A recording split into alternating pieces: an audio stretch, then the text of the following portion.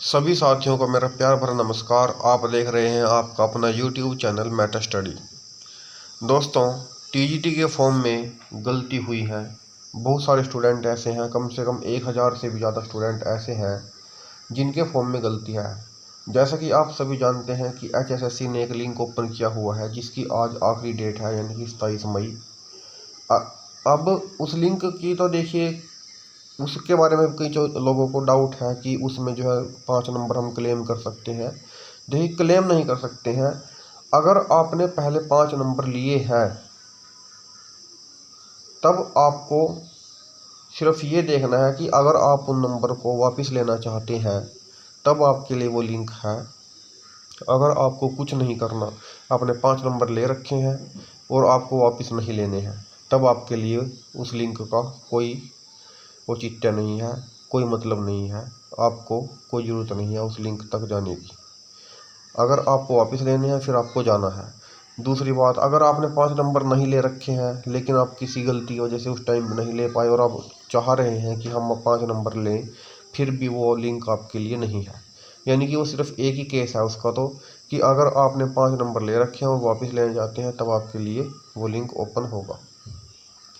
अब बात क्या आती है, बहुत सारे स्टूडेंट के मैसेज आते हैं कि हमारे फार्म में गलती है, हम उस टाइम पे सोशल इकोनॉमिक के नंबर लेने के एलिजिबल भी थे, लेना भी चाहते थे, लेकिन फॉर्म में गलती हो गई। अब बड़ा सवाल ये है कि गलती एचएसएससी की है या स्टूडेंट्स की है, क्योंकि मैसेज में फिर काउंटर मैसेज ये भी आते हैं कि गलती तो आप भी लोगों की है, क्योंकि इन्होंने तो करेक्शन का मौका उस टाइम पे दिया था लेकिन आप लोगों ने ठीक नहीं किया, तो अब ये बार बार करेक्शन का मौका क्यों दें। बात ये भी सही है, लेकिन फिर उसका रिप्लाई ये आता है कि इन्होंने जो तो मौका दे दिया था, लेकिन इनकी जो लैंग्वेज है वो सबसे बड़ा फैक्टर है फार्म की गलती होने में। लैंग्वेज कैसे? वैसे हमने ये जो लिंक ओपन हुआ है इसमें भी देखा है कि अगर एक ही वाक्य को हिंदी में देखें तो उसका मतलब कुछ और निकल कर आता है, उसको इंग्लिश में ट्रांसलेशन जो उन्होंने दी है उसका मतलब कुछ और निकल के आता है। यानी कि स्टूडेंट इस असमंजस में यहाँ पर भी रहे हैं कि हम अब इसको यस करें तो ये होगा, अगर नो करें तो ये बिल्कुल उल्टा केस हो जाएगा। मतलब कि हिंदी के हिसाब से यस सही है तो इंग्लिश के हिसाब से नो सही है, मतलब कुछ ऐसा केस इसमें भी हो रहा है। और यही चीज़ कह रहे हैं स्टूडेंट कि फॉर्म के भरते वक्त भी यही समस्या थी। उसकी वजह से क्या हुआ कि जो इंग्लिश ट्रांसलेशन है उसके हिसाब से किसी ने यस कर दिया, किसी ने हिंदी के हिसाब से नो कर दिया, मतलब जो भी कुछ हुआ इसमें से, तो उसकी वजह से क्या हुआ, वो सोशल इकोनॉमिक के नंबर जो कि एलिजिबल थे लेने के, उनको बाद में पता चला कि उनके नंबर नहीं लगे हैं, 5 नंबर उनके कट चुके हैं, क्योंकि वहाँ पे फॉर्म में यस नो की गलती हो चुकी है। अब यह यस नो की गलती का सबसे बड़ा जिम्मेदार कौन है? एचएसएससी के द्वारा जो फॉर्म निकाला गया उसमें जितने भी फॉर्म निकाले जाते हैं, सीईटी में भी यही दिक्कत है और टीजीटी के फॉर्म में भी यही प्रॉब्लम थी कि ये जो हिंदी में लिखते हैं तो वहाँ पे तो लिखते हैं ना तो स्वयं ना ही घर से कोई सरकारी नौकरी पर है, और इंग्लिश में उसकी ट्रांसलेशन करते हैं वेदर एप्लीकेंट हिमसेल्फ और his her family member is on government job. तो यहाँ पर दोनों का उल्टा मतलब हो जाता है। अब ये तो देखिए है, लेकिन यहाँ पर एक बात और भी है कि जो इनके एडवर्टीज़मेंट है वहाँ पर इन्होंने इस चीज़ के बारे में मेंशन किया भी है कि अगर आप इन कंडीशन को, जो इन्होंने कंडीशन दी है, अगर आप उन कंडीशंस को फुलफिल कर रहे हैं तब आपको इसमें यस या नो करना है उसी हिसाब से, अपनी कंडीशन के हिसाब से।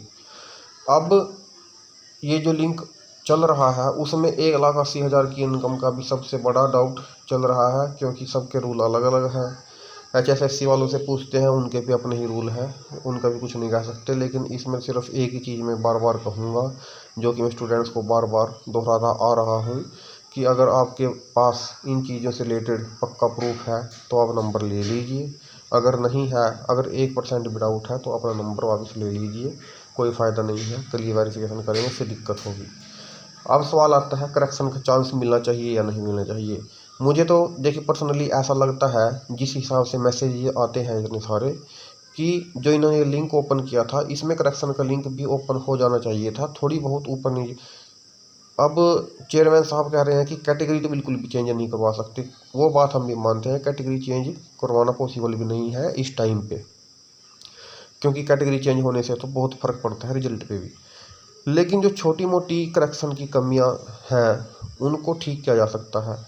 अब इन्होंने तो इस बारे में कोई ऑप्शन नहीं दिया है। हाँ, इतना ज़रूर बात आई है सामने, कुछ लोगों ने उनसे बात भी की है, वहाँ से इतनी बात जरूर सामने आई है कि अगर आपकी कोई ऐसी छोटी मोटी समस्या ये है तो डीवी यानी कि डॉक्यूमेंट वेरिफिकेशन के टाइम पे इन चीज़ों को कंसीडर किया जा सकता है, बशर्ते कि आप एक प्रूफ लेकर आए हमारे पास क्लेम के लिए। किसी भी कोई भी क्लेम आप कर रहे हो उसके लिए आप अपना प्रूफ अपने साथ लेकर आए ओरिजिनल, ताकि वहीं पर हम उस चीज़ को कंसीडर कर सकें।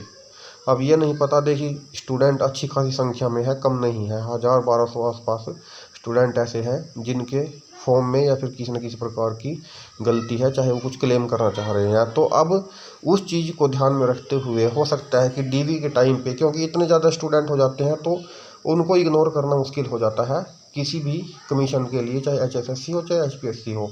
तो जब डीवी होगा तो उस टाइम इन चीज़ों को कंसीडर किया भी जा सकता है अगर आपकी संख्या ज़्यादा होगी। और दूसरी बात, आप जो लोगों को भी एकजुटता दिखानी होगी। हमारे पास एक व्हाट्सएप ग्रुप भी बना हुआ है, उसमें 150 के आसपास पार्टिसिपेंट हैं, लेकिन उन्हीं का ही एक मत नहीं हो रहा है। अब तक लगभग 10-12 दिन हो चुके हैं इन चीज़ों को, अब तक वो भी एक मत नहीं हो पाए हैं कि उन्हें पंचकूला जाना चाहिए या नहीं जाना चाहिए, अपनी समस्या किसी को बतानी चाहिए, कैसे बतानी चाहिए। इस चीज़ पर भी कोई एकजुटता अब तक दिखाई नहीं दी है।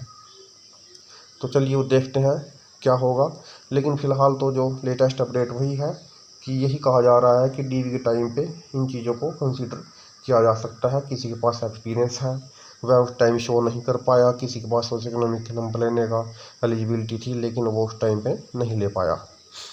तो फ्रेंड्स देखते हैं अब आगे क्या होता है। तब तक के लिए, इस प्रकार के अपडेट्स के लिए इस चैनल को सब्सक्राइब जरूर कर लें। धन्यवाद।